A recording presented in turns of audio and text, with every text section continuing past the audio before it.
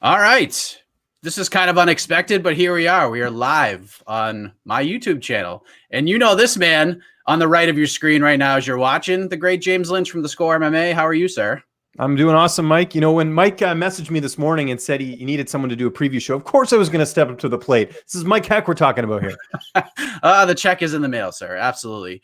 The weigh-ins are going to kick off at the top of the hour here. UFC 246 going down tomorrow night. I'm very excited for this card, very intrigued, especially when it comes to Conor McGregor and things like that, him coming back. But I want to talk about one thing in particular because you're a journalist. You're not in Vegas. I'm a journalist. I'm not in Vegas. But there was a lot of discussion about, and I can't think of his name at the top of my head, about the Canadian journalist who asked Conor McGregor. Morgan Campbell, that's his name. Yeah, I only know him because he was at the Mayweather McGregor press conference. I think he was literally like a couple feet away from me during that, like back in whatever 2017 or whatever that was, 2016. I can't remember. So he asked the question to Conor. He got booed out of the building, and everyone's weighing in on different things. Like the journalists and the media members, they understand why the question was being asked.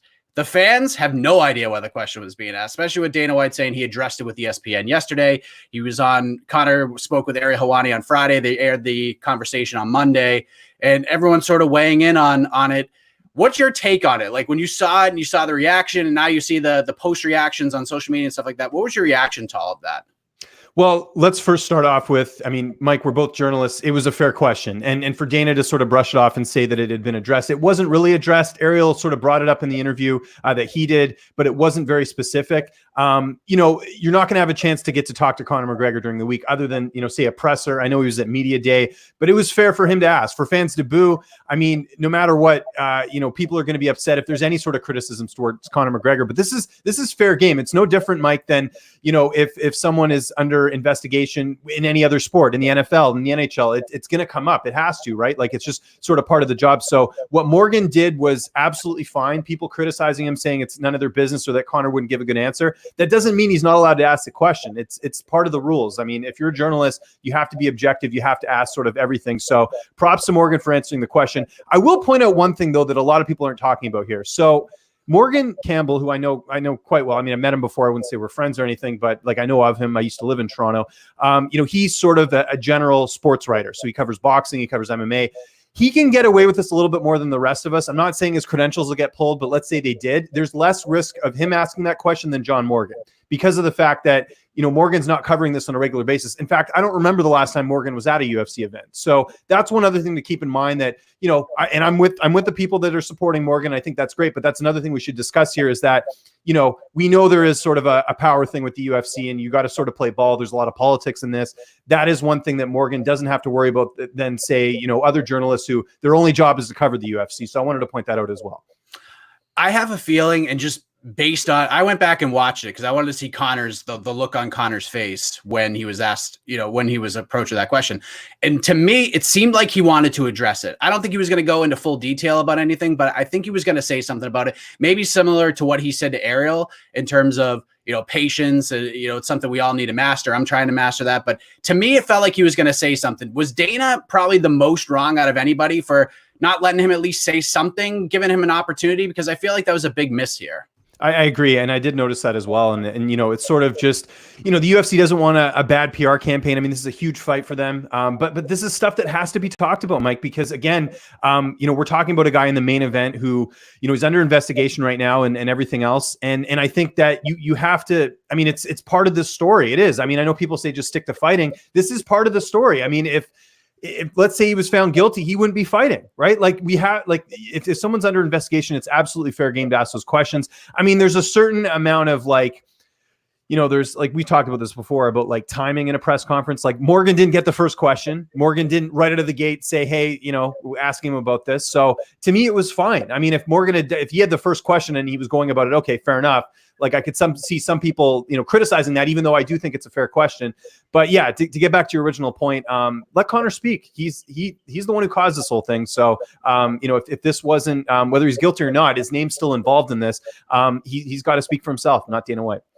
I thought one of the more interesting things that I saw on Twitter was Jim Edwards tweeting out like he was very upset he didn't get the microphone. He wanted it right off the bat and he never got it. So I've been in that situation before. I remember UFC 244 at MSG during the the Colby Usman press conference. I wanted the microphone badly. I never got it, and I was kind of upset about that as well. What do you think needs to change about these press conferences when it comes to the media in general? I'm not calling anybody on particular. I just feel like we should be, if you watch like a post-game Patriots press conference, each writer gets one question to Belichick and Brady. I'm not saying that each journalist on site should get one question, but maybe limit it to two so that other people can get an opportunity. I understand that there's some people out there who use that opportunity just to say like, hey, I had the UFC microphone in my hand. I've seen that as well. It drives me crazy. But in terms of how many questions people should ask, should we set a limit on that at all?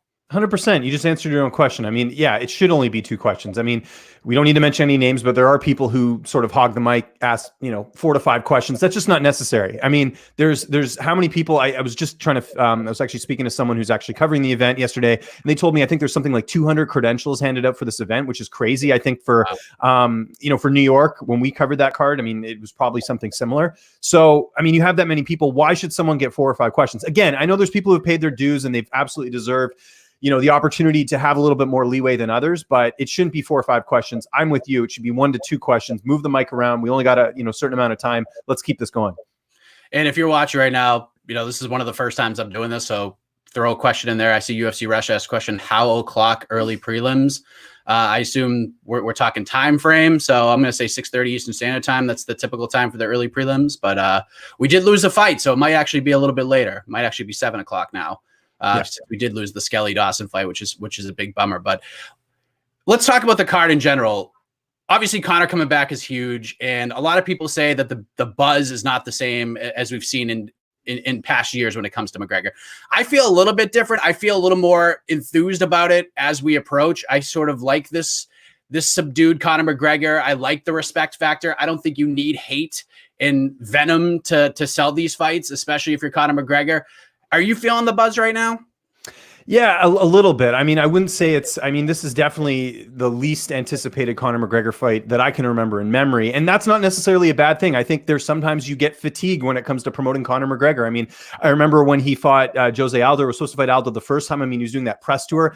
It's like they're just kind of running out of things to say, right? So with this, I mean, there's two sides of it. I mean, this won't be a big buy rate, in my opinion.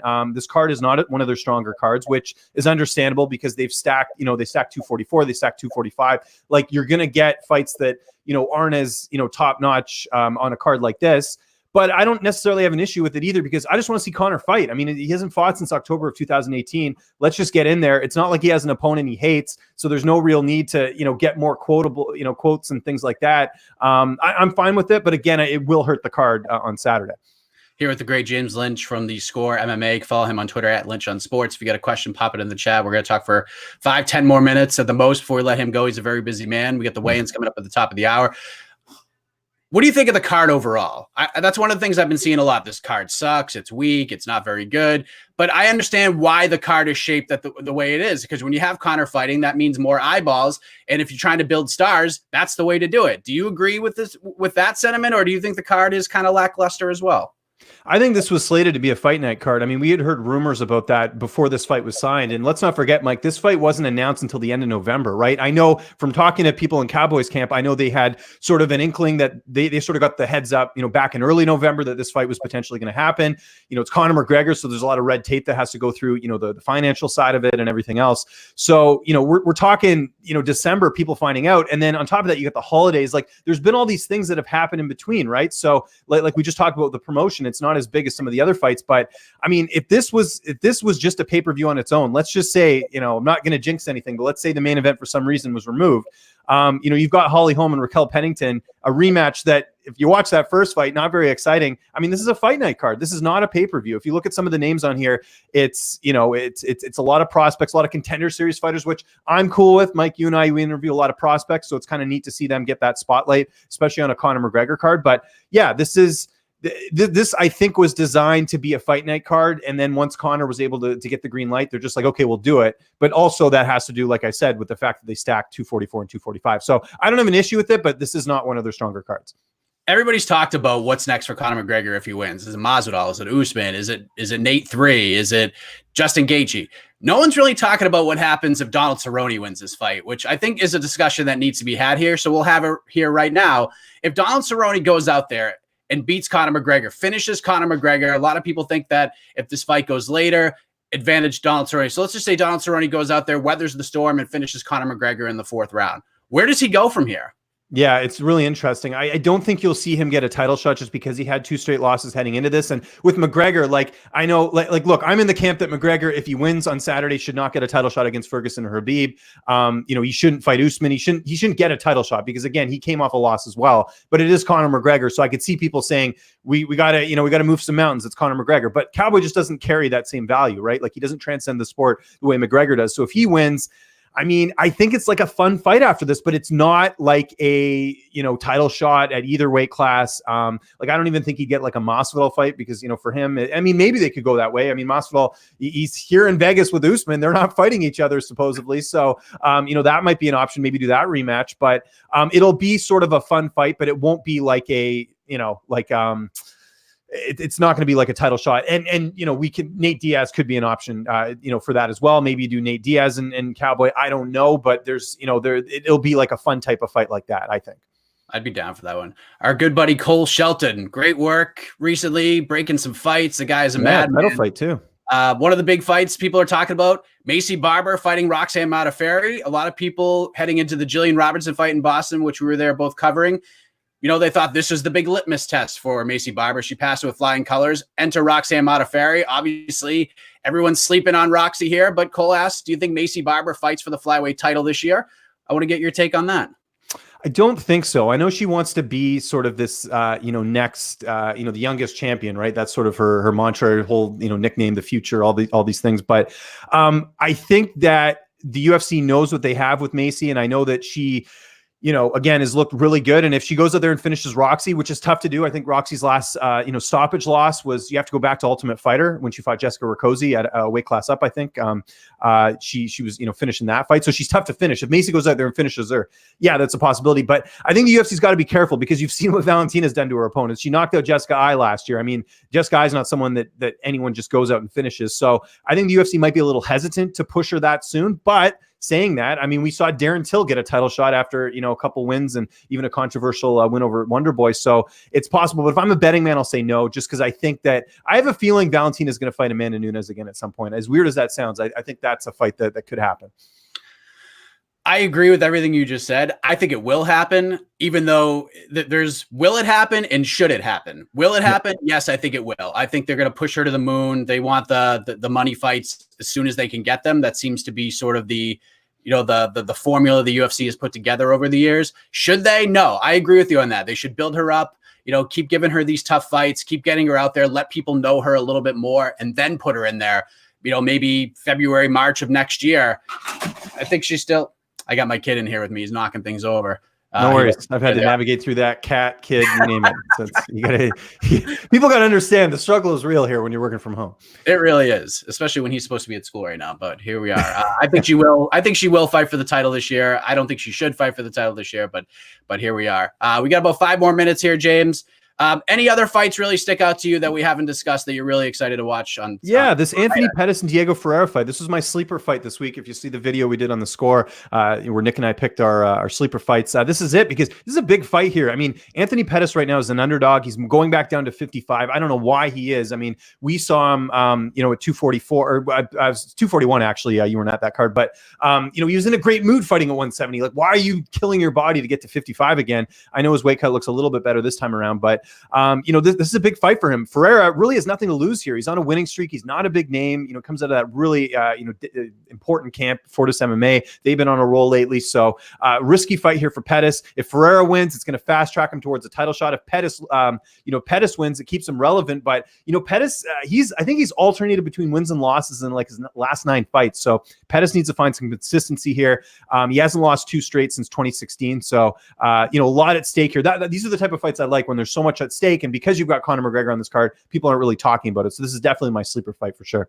Yeah, it's a great fight. A big introduction to for Diego Ferreira. I think that's what it's going to come out to be. Pettis is kind of in a fun fight scenario right now. I mean, he can go out there and do a highlight reel knockout. He's done it many times before.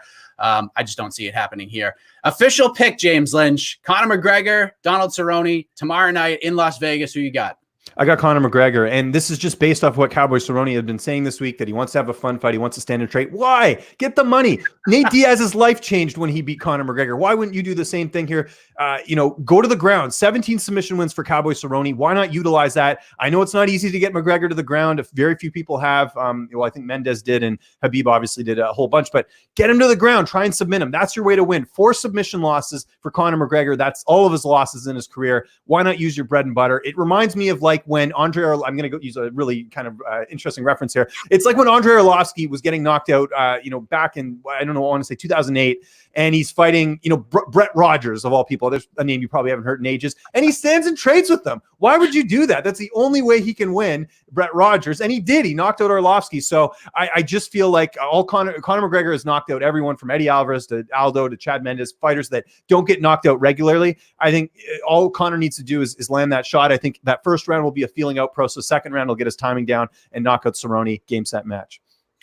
Well said, James Lynch. Well said. I'm going with Conor as well. I'm not going to go that in depth because we don't have a lot of time, but I appreciate you taking the time, especially since you're on the radar platinum selling music artists these days on their social media. Oh, that's right. Yeah, exactly. What did you think when you saw that? I thought it's cool that our show's hitting new boundaries and everything like that. But it's funny because that wouldn't have even been a clip if I didn't make that mistake. Now, veteran reporter move, I immediately corrected myself. So it's not like I said it and then after, 20 minutes later, it's like, oh yeah, I said the wrong event name. But if I didn't screw up, it wouldn't have got there. So just a lesson to all you broadcasters out there, it's okay to make mistakes. That's right. Keep on going. We got a couple questions real quick. Is Conor versus Jorge a bigger fight now that it could be Proper 12 versus Recuerdo Mezcal? I don't know if it makes the fight any bigger. I think the fight's going to be big enough, but I'm sure that'll be thrown in the mix. Your thoughts on that? Yeah, it could be one of the biggest fights of all time, just with how big Masvidal made his name last year, and it's McGregor. I mean, you put those two forces together. Guy who had Donald Trump and The Rock at his last fight against the guy who had everyone at his fight. So it would be huge. One of the biggest fights they could make. Deva Teja, do you think Cowboy will dominate Conor if he goes to grappling, or can Conor defend his takedown and take out the strength of Cerrone? I think Conor will be able to defend and get back to his feet. I mean, he showed it in the Nate fight, especially the second one, that he can get back to his feet. I thought he did as dominant as the win was for Habib. I thought Conor did a nice job on the ground, especially against an absolute savage like Habib. I think he could do that for a little while, but I think, like we talked about earlier, the longer the fight goes, the more it's going to favor Cerrone, especially if he has that kind of a game plan. What do you think? Yeah, and I think people are underestimating Cowboys cardio because we haven't really seen it in a couple fights. I had some troll on my Twitter article because I interviewed his trainer, was like, oh yeah, what about the Ferguson fight? Well, that's a different fight, right? Like, we know Conor gasses. So if I'm Cerrone, I'm not rushing in and trying to make this an absolute war early on. I'm letting this go a little bit longer, using my cardio, wearing Conor down, then getting the late submission. That would be the smart game plan, but we'll see what happens. All right, we got about 1 minute left. So since you have a million things going on when it comes to this card, I want you to plug away, my man. Absolutely. At Lynch on Sports, Twitter and Instagram. Got a bunch of interviews up on the score in written form. Wonderboy Thompson, Curtis Blades, interviewed Alexander Volkanovski as well, the featherweight champion. And Mike, thank you so much for having me on. Subscribe to the Score's YouTube channel, youtube.com/thescoremma. Appreciate it, Mike. Absolutely. And I got some stuff up there too. I don't remember all of the UFC 246 interviews, but there's some good ones. A lot of the under the radar guys that you haven't really heard from, they're up there on the page, and got some other stuff I'm going to be pumping out today as well. So James, thank you very much. Enjoy the fights tomorrow night. And for all you watching, enjoy the fights. We got the weigh-ins coming up in about 30 minutes as we, when are the official weigh-ins? There we go. Right at the top of the hour. Good timing. Yeah. Perfect timing. So thank you all very much. Enjoy the fights, and we'll see you next time.